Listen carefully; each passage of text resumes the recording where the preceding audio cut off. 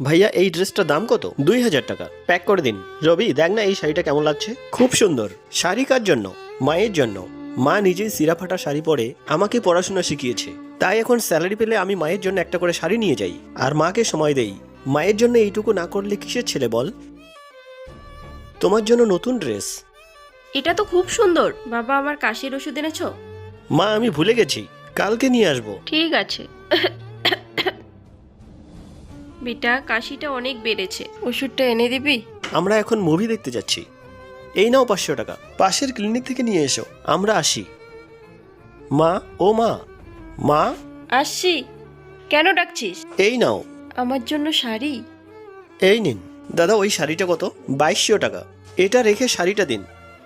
মা কি হলো? ছোটবেলায় এভাবে ডাকতে ডাকতে বাড়ি ফিরতিস, আজ অনেকদিন পর এভাবে ডাকতে শুনলাম, তাই খুশিতে চোখে জল এলো। মা তুমি আমাকে ক্ষমা করে দিও।